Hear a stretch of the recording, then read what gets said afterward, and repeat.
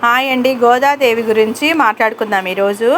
గోదాదేవి కళ్యాణం అనగానే మనకు గుర్తుకొచ్చేది ధనుర్మాసం అండి. అసలు గోదాదేవి ఎలా వచ్చింది భూమి మీదకి అనేది ఇప్పుడు నేను చెప్పబోతున్నా. గోదాదేవి విష్ణు చిత్తుడు అనే ఒక భక్తుడు ఉండేవాడిని. విష్ణాలయంలో పనిచేసి పురోహితం చేసి తన ఇంటికి వచ్చేవాడండి. వస్తున్న సమయంలో ఒకరోజు తులసి మొక్క కింద చిన్న అమ్మాయి రూపంలో కనిపించింది. ఆ అమ్మాయిని ఆయన ఇంటికి తీసుకొచ్చుకొని అల్లారు ముద్దుగా పెంచుకుంటూ ఉంటాడనమాట.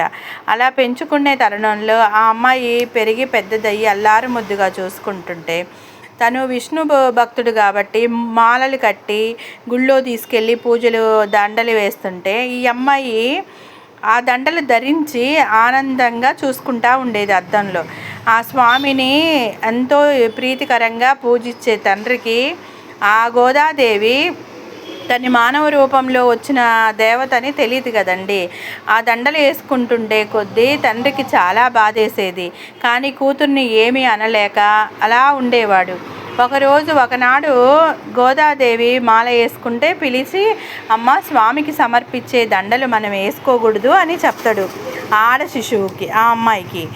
అప్పుడు గోదాదేవి తండ్రితో ఏమీ అనలేక పక్కకి వెళ్ళి కూర్చుండిద్ది. అలా ఉండగా స్వామివారు ఒకరోజు అలానే గుళ్ళో కూర్చొని మొరపెట్టుకోగా స్వామివారు ఆ రోజు రాత్రికి కలలోకి వచ్చి, విష్ణు చిత్త, తను ఎవరో కాదు, భూలోకంలోకి వచ్చిన నా సతీమణి, తను అలా నాకు మెడలో వేసుకున్న దండలు నాకు సమర్పిస్తే చాలా ఆనందంగా ఉండిద్ది నాకని స్వామివారు విన్నపించుకుంటారనమాట. అప్పుడు ఆ విష్ణు చిత్తుడు వచ్చి, అమ్మ, నా ఇంట నీవు జన్మించి నా ఇంటికి వచ్చి నన్ను పావనం చేసితివా తల్లి అని ఇంకా ప్రేమగా చూసుకొని సాగుతాడు. అలా ఉండగా ఆ అమ్మాయికి కూడా యుక్త వయసు వచ్చేసరికి స్వామివారు కలలో కనిపించడము, స్వామివారి ఆలనా పాలన ఇవన్నీ తను స్పందిస్తుంటుంది అనమాట. అలా ఉండగా ఒకరోజు వాళ్ళ నాన్నగారిని అడిగిద్దనమాట, నాన్న, నాకు ఇలా స్వామివారి కలలో కనిపిస్తున్నారు, నాకు ఆయన దండలన్న అయ్యన్న నాకు చాలా ఇష్టంగా ఉంది అని. అప్పుడు ఈయన మళ్ళీ చింతనలో పడతాడు అన్నాడు. అప్పుడు మళ్ళీ స్వామివారి కలలో కనిపించి, నాకు భోగి రోజు ధనుర్మాసం అంతా నా పూజలు చేస్తున్నావు కదా, భోగి రోజు నాకు కళ్యాణము చేయమని స్వామివారు విన్నపిస్తారనమాట. అప్పుడు ఆ విష్ణు చిత్తుడు భక్తితోటి పారవశ్యమైపోయి రంగరంగ వైభోగంగా గోదాదేవి కళ్యాణము జరుపుతాడనమాట.